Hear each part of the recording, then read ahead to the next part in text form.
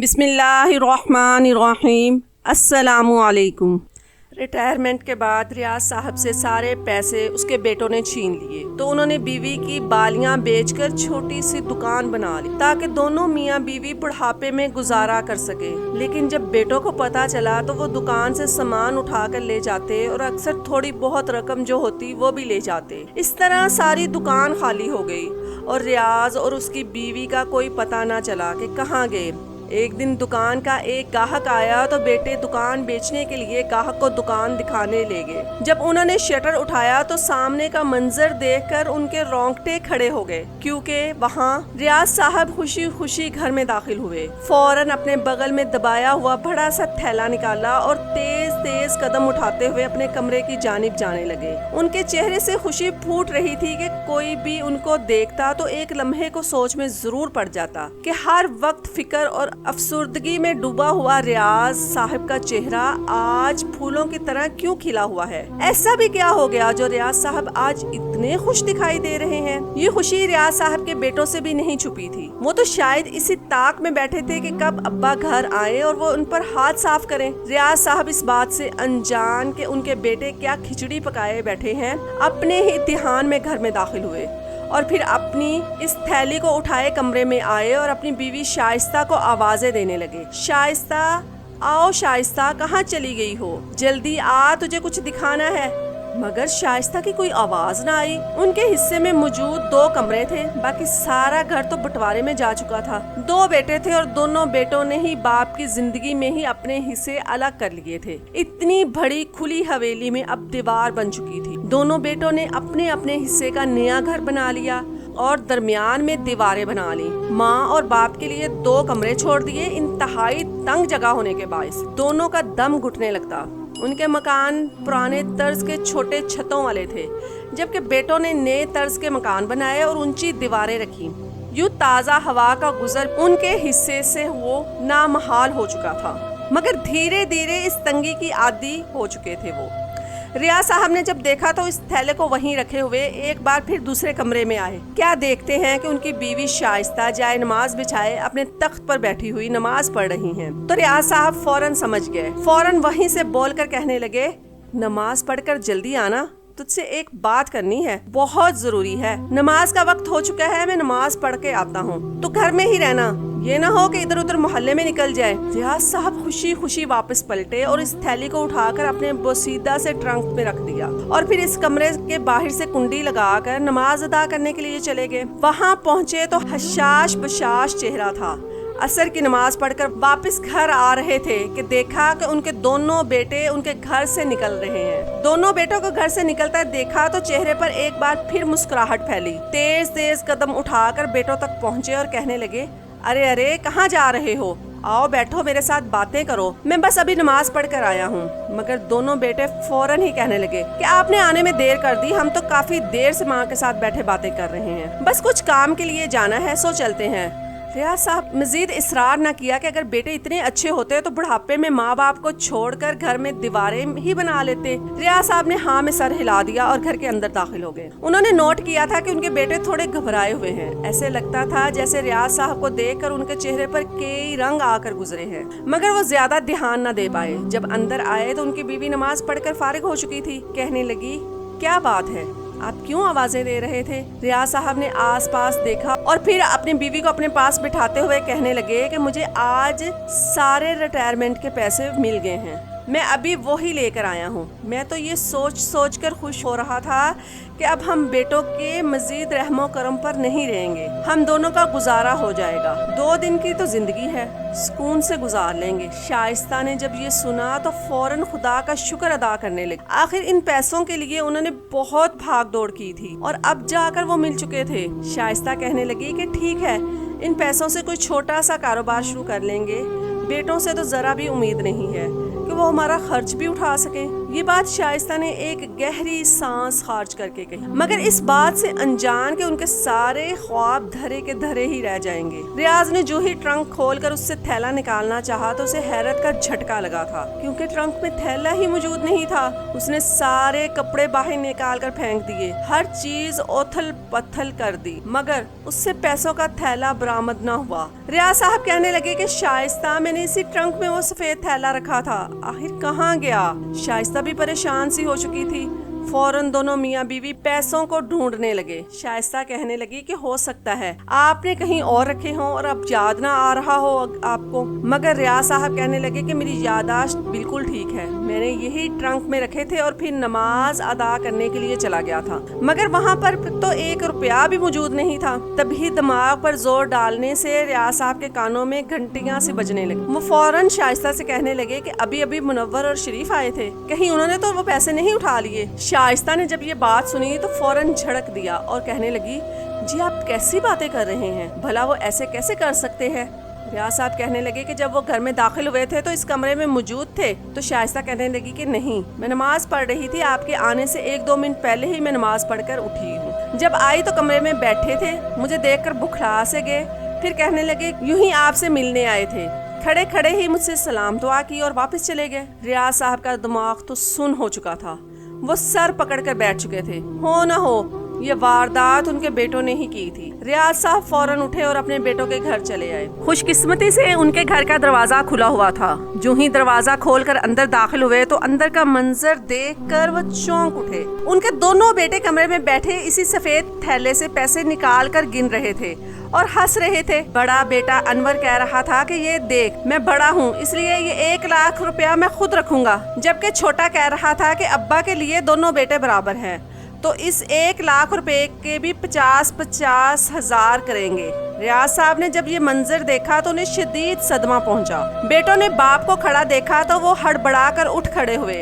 ریاض صاحب غصے سے آگے بڑھے اور کہنے لگے، کس کی مرضی سے تم لوگ یہ پیسے لے کر آئے ہو؟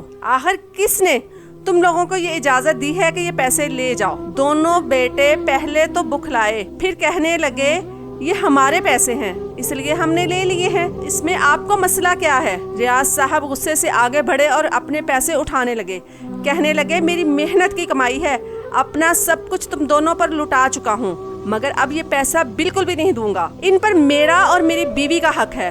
مگر دونوں بیٹوں نے فوراً باپ کو دھکا دے دیا اور بولے کہ خبردار، ان پیسوں کا ہاتھ بھی لگایا، یہ تو پیسے ہمارے ہیں، ہمیں ضرورت ہے، ہم آپ کو نہیں دینے والے، آپ کا خرچہ اٹھا تو رہے ہیں۔ انہوں نے دھکا مار کر باپ کو اپنے گھر سے نکال دیا۔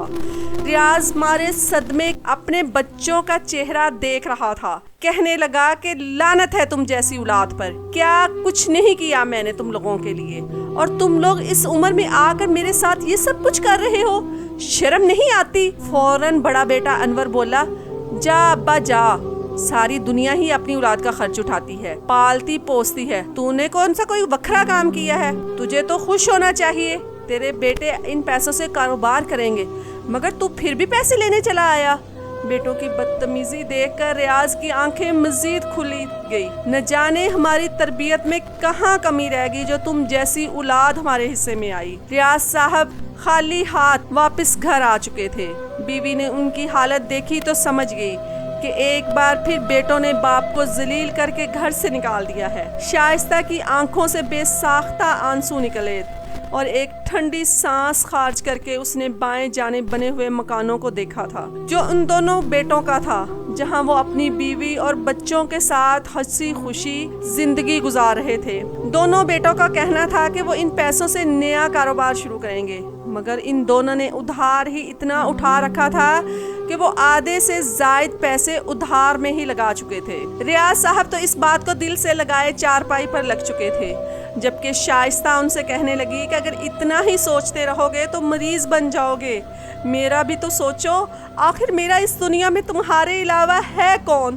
2 بچے پیدا کیے، مشکل وقت میں بھی ان کو گرم ہوا کا جھونکا تک نہیں لگنے دیا، ہر آرام و آسائش کا خیال رکھا، خود بھوکے رہے مگر بچوں کو کبھی بھوکا نہ سونے دیا، یہی سوچتے رہے کہ بچوں کو پڑھا لکھا کر انہیں اب بڑا افسر بنائیں گے تاکہ یہ ساری غربت جھڑ جائے، مگر آج دیکھیں یہ کیا ہو چکا ہے؟ ہم دونوں پھر بھی اکیلے رہ چکے ہیں۔ پرائے گھر کی آئی لڑکیوں نے تو ہمارے بیٹوں کو ہم سے دور کر کے رکھ دیا ہے۔ ریٹائرمنٹ فنڈ ملنے کے باوجود جو پہلے بچے تھوڑا بہت ماں باپ کو خرچہ دے دیا کرتے تھے وہ دینا بھی بند کر دیا۔ جب سارا راشن ختم ہو گیا تو شائستہ ایک روز اپنے بڑے بیٹے کے گھر گئی۔ کیا دیکھا کہ بہو کئی قسم کے پھل کاٹ کر رکھے ہوئے ہیں، خود بھی کھا رہی ہے، اپنے بچوں کو بھی کھلا رہی ہے، اور بچا ہوا فروٹ ملازمہ کو دے کر کہہ رہی ہے یہ لو گھر لے کر چلے جانا، بچوں کو دے دینا۔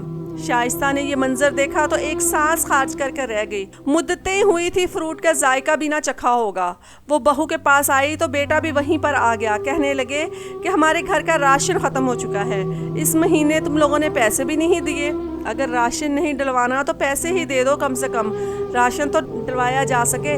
مگر بڑا بیٹا فوراً بول اٹھا کہ اس ماہ کی کچھ خاص آمدنی نہیں ہوئی، ابو کے پاس پیسے ہوں گے، آپ ان سے اپنا خرچ لیں۔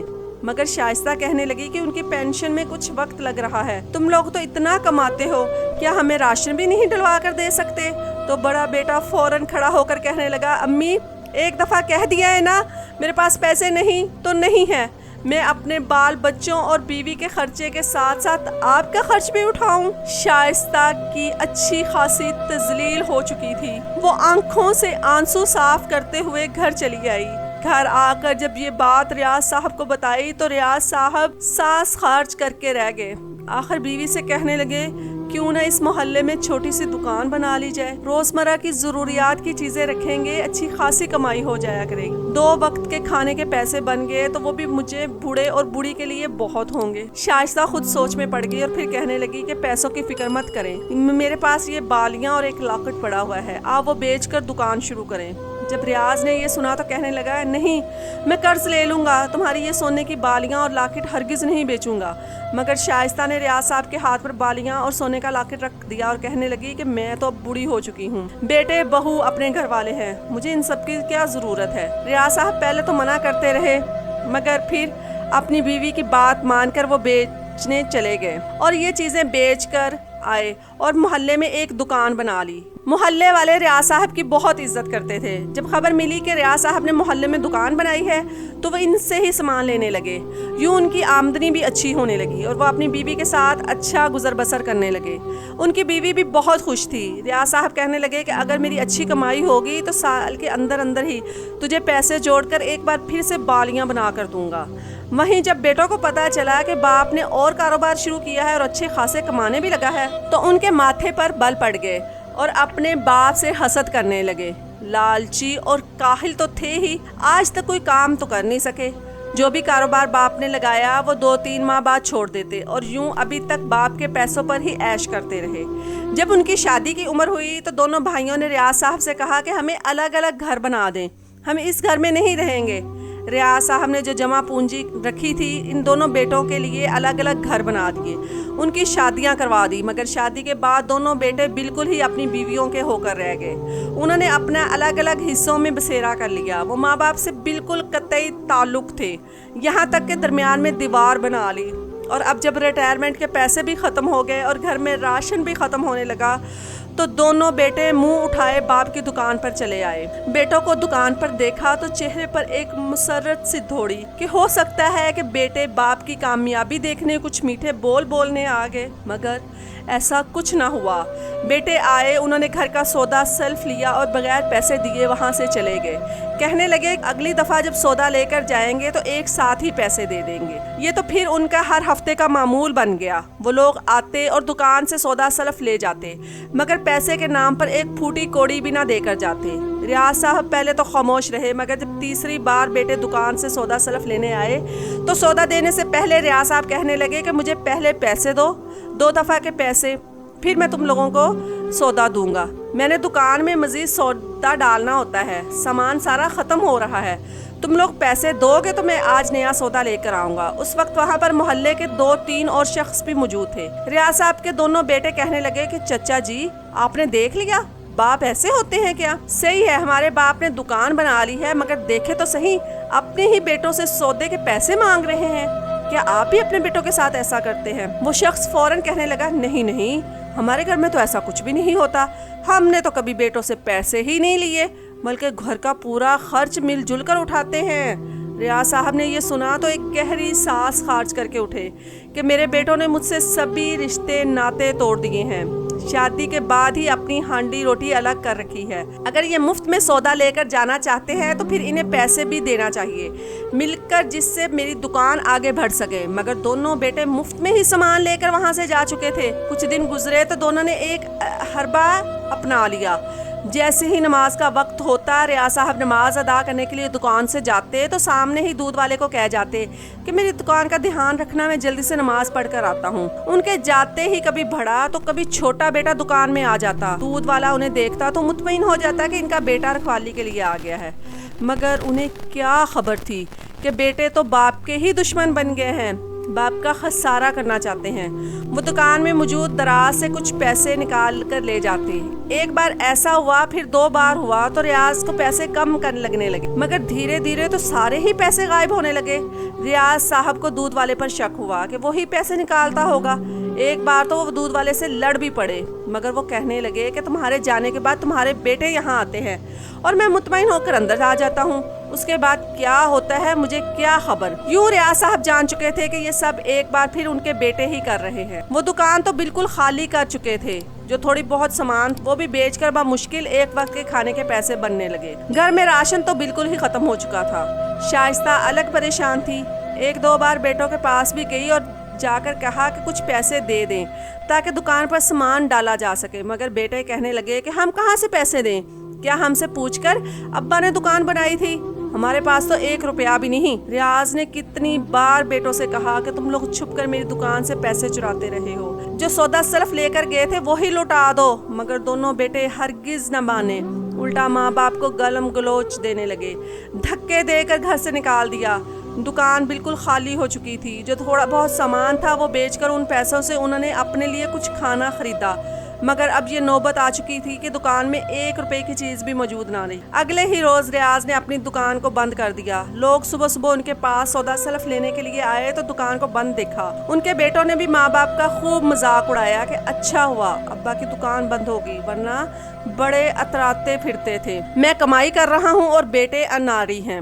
उन्होंने तो 1 हफ्ते तक अपने माँ बाप की घर की तरफ मुंह भी ना किया, जो पता चल सके कि आखिर माँ बाप है कहाँ। जब 1-1.5 हफ्ते तक दुकान बंद रही तो लोग आकर मुनव्वर और शरीफ से कहने लगे हमें ये दुकान किराए पर चाहिए, इसका किराया देंगे। अनवर शरीफ तो है ही लालची थे, फौरन मान गए। घर आकर जब बाप से दुकान की चाबी लेना चाही तो घर खाली पड़ा था, घर में माँ बाप मौजूद ना थे। अनवर कहने लगा कि फिक्र करने की जरूरत नहीं, हम दुकान का ताला तोड़कर नया ताला लगवा देंगे। वो लोग दुकान पर चले आए। दुकान पर आकर जो ही दरवाजा खोलना चाहा तो दरवाजा अंदर से बंद था। उन्हें हैरत हुई कि आखिर ये दरवाजा अंदर से कैसे बंद हो सकता है। जब लोगों ने मिलकर इस दरवाजे को खोला तो अंदर का मंजर देखकर उनके पैरों के नीचे से जमीन निकल चुकी थी। रियाज साहब और उनकी बीवी शाइस्ता वहीं दुकान में जमीन पर पड़े हुए थे। बच्चे उनके पास आए और देखने लगे कि मोहल्ले वालों ने जब ये देखा तो हाथ लगाने से मना कर दिया और पुलिस को इतला दे दी। पुलिस आई तो तब दोनों के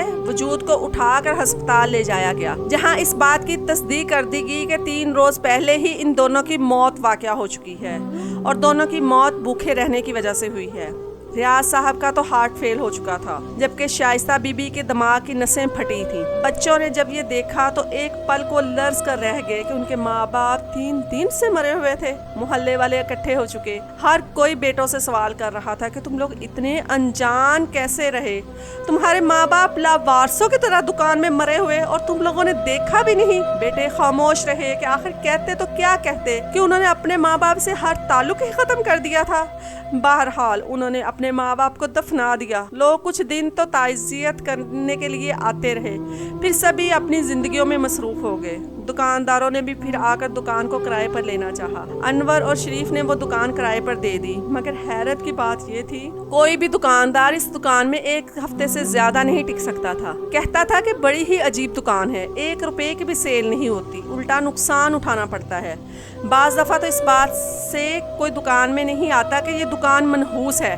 इसमें प्यारे रियाज साहब और उनकी बीवी की लाश मिली थी। अनवर और शरीफ ने इस जमीन को वैसे ही छोड़ दिया और अपने माँ बाप के घर को किराए पर चढ़ा दिया, मगर مگر کوئی بھی اس مکان میں زیادہ دیر تک نہیں رہ سکتا تھا۔ دھیرے دھیرے ان کے حالات بدلنے لگے۔ جب گزارا مشکل ہو گیا تو انہوں نے اپنے گھر کا کچھ حصہ بیچ دیا۔